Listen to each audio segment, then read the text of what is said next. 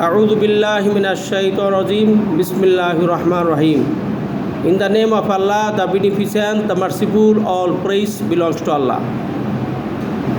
প্রিয় ছাত্রীরা, আজকে আমরা যেই পড়াটা নিয়ে আলোচনা করব সেটা হচ্ছে সূরা আল বাকারার 183 নম্বর আয়াত থেকে শুরু করে 185 আয়াত পর্যন্ত। আমরা মনোযোগ সহকারে এই আয়াতে কারিবার ভিতরে আল্লাহ তাআলা কি বলেছেন আমরা কথাগুলি মনোযোগ দিয়ে শুনব। আল্লাহ রাব্বুল আলামিন কোরআনে কারিমের মধ্যে ঘোষণা করেছেন, ইয়া আইয়ুহাল্লাযীনা আমানু কুতিবা আলাইকুমুস সিয়াম কামা কুতিবা আলাল্লাযীনা মিন ক্বাবলিকুম লাআল্লাকুম তাত্তাকুন। আল্লাহ তাআলা ঘোষণা করলেন, ইয়া আইয়ুহাল্লাযীনা আমানু, হে ঈমানদারগণ, হে ঈমানদারগণ, ইয়া আইয়ুহাল্লাযীনা আমানু, হে ঈমানদারগণ। ঈমানদার কারা? যারা আল্লাহকে বিশ্বাস করে, যারা পরকাল বিশ্বাস করে, যারা জান্নাত বিশ্বাস করে, যারা জাহান্নাম বিশ্বাস করে, যারা ফেরেশতা বিশ্বাস করে, যারা এহকাল এবং পরকাল ভাগ্যের উপরে যারা বিশ্বাস করে, তারা হচ্ছে কি? ঈমানদার। আল্লাহ বলছেন, ইয়া আইয়ুহাল্লাযীনা আমানু, হে ঈমানদারগণ, কুতিবা লিখিত করে দেওয়া হয়েছে, আলাইকুম, তোমাদের উপরে, সিয়াম, রমজান মাসের রোজাকে, রমজান মাসের রোজাকে তোমাদের জন্য লিখিত সংবিধান করে দেওয়া হয়েছে, লিখিত করে দেওয়া হয়েছে। কামা, যেমন, কুতিবা লিখিত করে দেওয়া হয়েছিল, আলাল্লাযীনা মিন ক্বাবলিকুম, তোমাদের পূর্বে যত মানুষ এই দুনিয়া এসেছিল আল্লাহ তাআলা তাদের জন্য রোজাকে ফরজ করেছিলেন। এই পৃথিবীতে মানুষ তোমরা আছো, আর এর আগে যত মানুষ পৃথিবীতে ছিল আল্লাহ সকলের উপরে এই রমজানের রোজাকে ফরজ করেছিলেন। কেন ফরজ করেছেন? আল্লাহ তাআলা বলেন, লাআল্লাকুম তাত্তাকুন,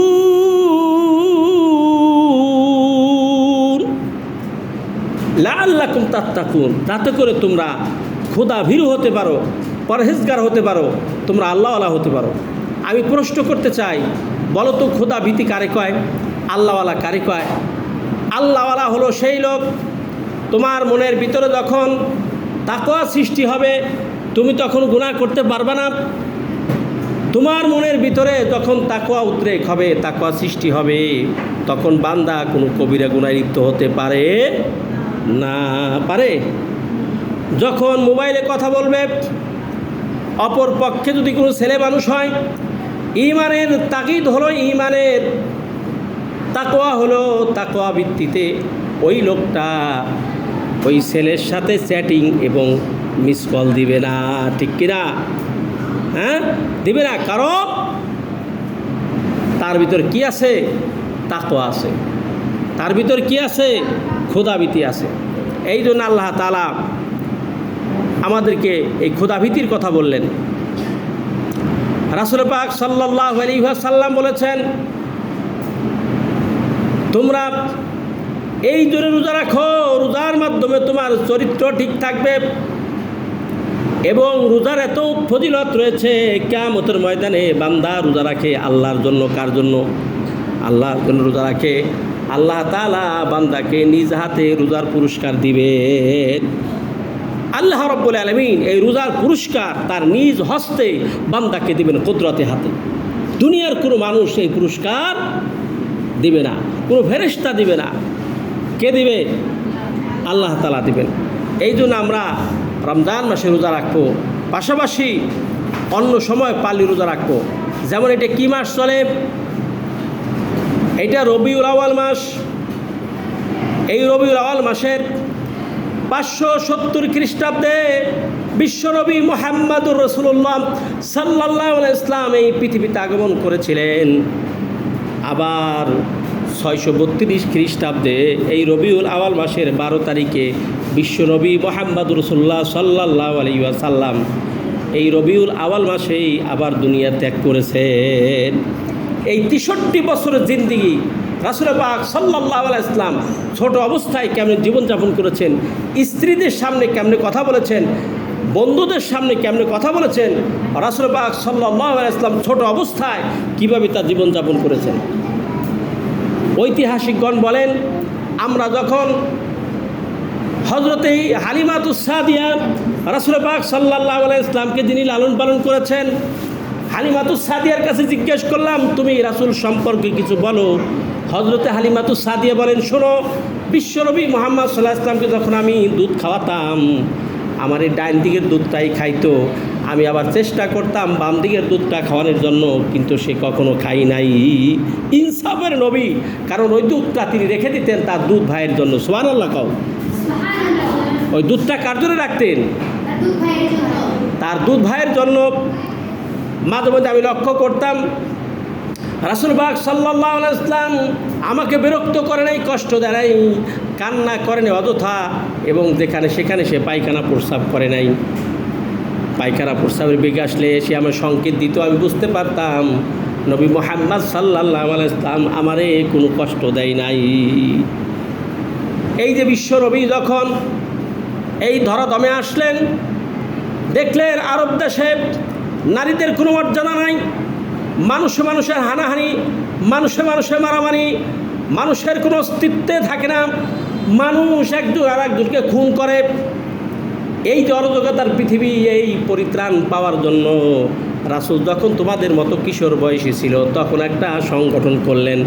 ওই সংগঠনের নাম দিলেন কি? হিলফুল ফুজুল। সুবহানাল্লাহ। এই হিলফুল ফুজুলের 4 জন সদস্য ছিল। কয়জন? 4 জন। ভালো করে লক্ষ্য করো। একজনের নাম হচ্ছে ফজল, একজনের নাম কি? ফজল। আর একজনের নাম হচ্ছে ফাজিল, আর একজনের নাম হচ্ছে ফাজাইল, আর একজনের নাম হইল মুফাজ্জল। কও সুবহানাল্লাহ। কয়জন ছিল? 4 জন। একজনের নাম ফাজিল, একজনের নাম ফজল, ফজল, ফাজিল, ফাজাইল, মুফাজ্জল। এই 4 সদস্যের নামে বিশ্বনবী মুহাম্মদ সাল্লাল্লাহু আলাইহি ওয়াসাল্লাম একটা সংগঠন করেছিলেন, নাম হলো হিলফুল ফুজুল। এই হিলফুল ফুজুলের নেতৃত্ব দিতে কে? নবী মুহাম্মদ সাল্লাল্লাহু আলাইহি ওয়াসাল্লাম নেতৃত্ব দিতেন। এই নেতৃত্ব দিতেন এত সুন্দরভাবে, যারা সমাজে জালেমের শিকার হতেন তাদের পাশে দাঁড়াতেন, যারা জালেম ছিল তাদেরকে প্রতিরোধ করে তুলতেন, সমাজে নিগৃহীত, নিষ্পেষিত, বঞ্চিত মানুষের পাশে দাঁড়াতেন। সমাজ থেকে অন্যায় অত্যাচার দূরীভূত করার জন্য আল্লাহর নবী চেষ্টা সাধনা করেছেন। আমার প্রিয় ছাত্রীরা, আমাদের দায়িত্ব কি? আমাদের দায়িত্ব সমাজ সচেতনতা বৃদ্ধি করা, ঠিক না বেটি? আজকে যদি আমার সমাজে যুব সমাজ নেশার দিকে ঝুঁকে যাচ্ছে, মেয়েরা বেপর্দার দিকে যাচ্ছে, মা আয়েশা সিদ্দিকা রাদিয়াল্লাহু তাআলা আনহা কেমনে করে ছোটোবেলায় খেলাধুলা করতেন, তিনি কোনো পুতুল দিয়ে খেলা করতো না, তিনি মাটি দিয়া পাথর দিয়া মিনার তৈরি করতেন। শিরকের মতো কোনো কাজ বিশ্বনবীর স্ত্রী করতেন না। সুবহানাল্লাহ। তোমরা কি করো? সুযোগ পাইলে পুতুল বানাও, সুযোগ পাইলে কি করো?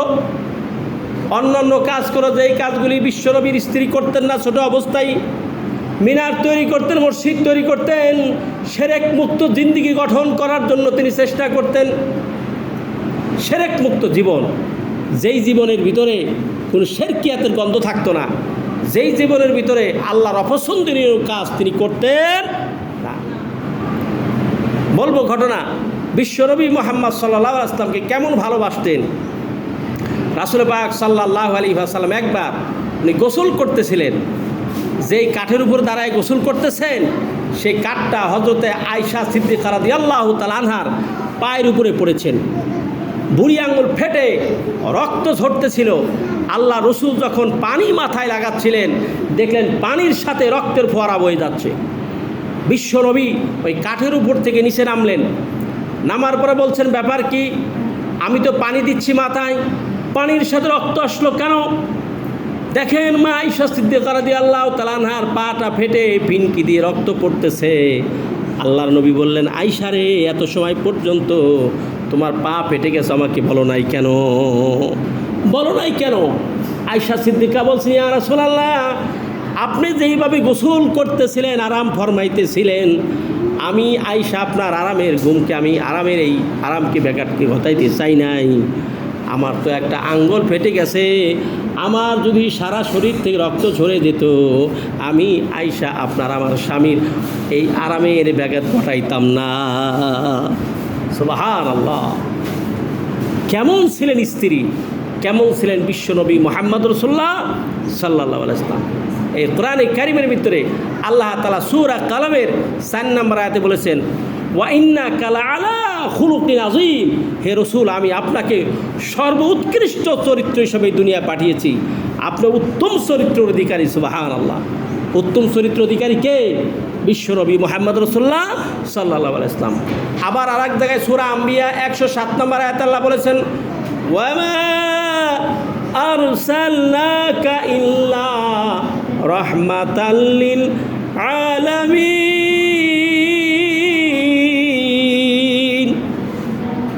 আল্লাহ রাব্বুল আলামিন সূরা আম্বিয়ার 107 নম্বর আয়াতে বলেন, আমি রসুলকে এই পৃথিবীতে রহমত হিসেবে পাঠিয়েছি। জোরে কও সুবহানাল্লাহ।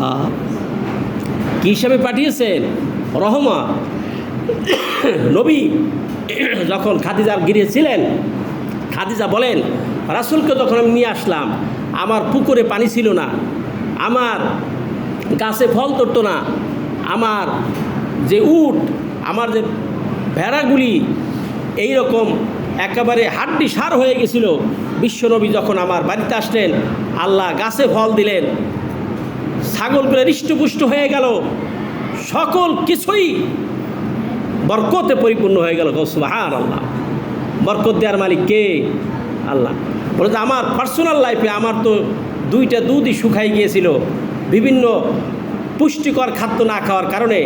রাসূলকে যখন আমি কোলে নিলাম, রাসূলের বরকতে আমার 2টা দুধ থেকে দুধের পরা বেয়ে যাচ্ছে এবং রাসূল সাল্লাল্লাহু আলাইহি ওয়াসাল্লাম আমার শরীর হৃষ্টপুষ্ট হয়ে গেল। আল্লাহর নবী আমার দুধ পান করতেন এবং ডান দুধটা পান করতেন। কত ইনসাফের নবী, কত ভালোবাসার নবী। এই নবী আসছে কোন মাসে? এই রবিউল আউয়াল মাস। এটা কিন মাস চলে? রবিউল আউয়াল মাসে। এই রবিউল আউয়াল মাসে নবী দুনিয়া থেকে চলে গেছে। এই 63 বছর জিন্দিগি নবী কেমনে জীবনযাপন করেছেন, আমাদের আদর্শ হবে নবীর মতো, ঠিক না বেটি? কথা কয় না? কার মতো? নবীর মতো আমাদের আদর্শ হতে হবে। নবী আমাদের কেমনে চলতে বলছেন, কেমনে রাসূল তার সাহাবীদের সাথে কথা বলেছেন, কেমনে বন্ধুদের সাথে কথা বলেছেন, কেমনে ছোট্ট বাচ্চাদের সাথে কথা বলেছেন, কেমনে বৃদ্ধ মানুষের সাথে কথা বলেছেন, এগুলি আমাদের শিখার বিষয়, ঠিক না বেঠিক?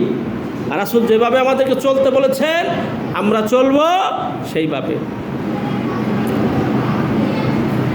তোমরা দেখে যাও, তোমরা দেখে যাও আমিনার কোলে পূর্ণিমার চাঁদ এসেছে, তোমরা দেখে যাও। সুবহানাল্লাহ। কোয়ানা কার কোলে আসছে?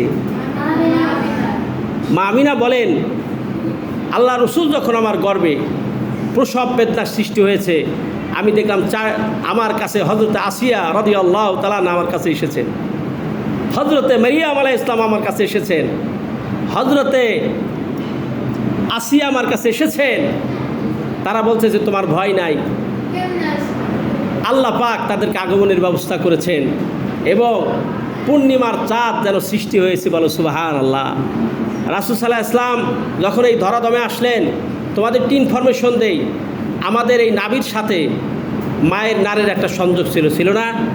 পৃথিবীর কোনো দাইমা, কোনো নার সেটা কেটে দিয়েছে, কিন্তু আল্লাহ তাআলা বিশ্বনবী মুহাম্মদ সাল্লাল্লাহু আলাইহি ওয়াসাল্লামকে এত সম্মানিত করেছেন, পৃথিবীর কোনো নার্স, কোনো দাইমা আল্লাহর নবীর এই নাভির তার কাটে নাই। সুবহানাল্লাহ। আল্লাহ তাআলা কুদরতিভাবে কেটেছিলেন। দুনিয়া আসার পর আমাদের স্বভাবজাত হলো আমরা কান্না করেছি, কিন্তু বিশ্বনবী কান্না করে নাই। দুনিয়া আসার পর তিনি বলেছেন আহাদ আহাদ আল্লাহু আহাদ। সুবহানাল্লাহ বলো। তিনি তাওহীদের ঘোষণা দিয়েছেন। নবীদের চেহারা ছিল কত সুন্দর। আমাদের দেশে বাসা মাছের ঠোঁট খুব সুন্দর, ঠিক কিনা? বাসা মাছের খুব সুন্দর না? কিন্তু নবীজির ঠোঁটটা অত্যন্ত চমৎকার ছিলেন, দেখার মতো। লোকেরা বলল, ও আব্দুল মুত্তালিব, তোমার সেই সন্তান দুনিয়া বাঁচে নাই, আব্দুল্লাহর ঘরে আল্লাহ পাক একটা সন্তান দিয়েছেন, এই সন্তানের নাম হচ্ছে কি তুমি রাখো। কারণ হচ্ছে যেই সন্তান বাবা খুশি হবে বাবা দেখলে, বাবা তো দুনিয়ায় নাই। হযরতে আব্দুল মুত্তালিব চিন্তা করলেন, সবাই মিলে যেহেতু আমার নাতি ভাইয়ের প্রশংসা করেছে, তাহলে আমার নাতি ভাইয়ের নাম রাখবো মুহাম্মদ সাল্লাল্লাহু আলাইহি ওয়াসাল্লাম। কি রাখলেন? মুহাম্মদ কোন সিগা? মুহাম্মাদুন কোন সিগা? মুহাম্মাদুন, এটার অর্থ হলো প্রশংসিত। কি অর্থ? প্রশংসিত, মানে সবাই মিলে দুনিয়ার সকল মানুষ নবী মুহাম্মদ সাল্লাল্লাহু আলাইহি ওয়াসাল্লামের প্রশংসা করেছেন, এই জন্যে মুত্তালিব নাম রাখলো তার মুহাম্মদ। কি নাম রাখলো? মুহাম্মদ। মুহাম্মদ মানে কি? প্রশংসিত। কি নাম? প্রশংসিত। এই জন্যে আল্লাহর নবীর দাদা আব্দুল মুত্তালিব নাম রাখলেন প্রশংসিত। এখন আমরা কি নবীর প্রশংসা করব? নবীর প্রশংসা করতে হবে না? কি প্রশংসা? রাসূল আমার ভালোবাসা, রাসূল আমার আলো আশা, রাসূল আমার প্রেম বিরহের মূল আলোচনা, রাসূল আমার কাজে কর্মে অনুপ্রেরণা, হে রাসূল আমার ভালোবাসা, রাসূল আমার আলো আশা, রাসূল আমার প্রেম বিরহের মূল আলোচনা, রাসূল আমার কাজে কর্মে অনুপ্রেরণা। তাহলে রাসূল সকল কাজে আমাদের অনুপ্রেরণা যোগাবে। আমরা রাসূলকে ভালোবাসবো, বাসবো না ইনশাল্লাহ? রাসূল যে কাজ আমাদের করতে বলেছেন সেইভাবে আমাদের জীবন দশা, আমাদের জীবন ইতিহাস সেভাবে সাজাবো। যদি সাজাতে পারি, ইন্তেকালের পর কবরের ভিতরে রাসূল আমাদেরকে দেখা দিবেন এবং আমাদের পক্ষে সুপারিশ করবেন এবং বলবেন উদখুলু ফিস সিলমে কাফা, বলবেন উদখুলু জান্নাত, তাআলাউ ইলাই, জান্নাতে যাও এবং তোমরা ভেসতে যাও, ডু ফুর্তি করো জান্নাতের ভিতরে, যেভাবে তোমাদের মন চায় সেভাবে চলো। আল্লাহ তাআলা আমাদেরকে যেন জান্নাতে যাওয়ার তৌফিক দান করে। আমিন। আসসালামু আলাইকুম।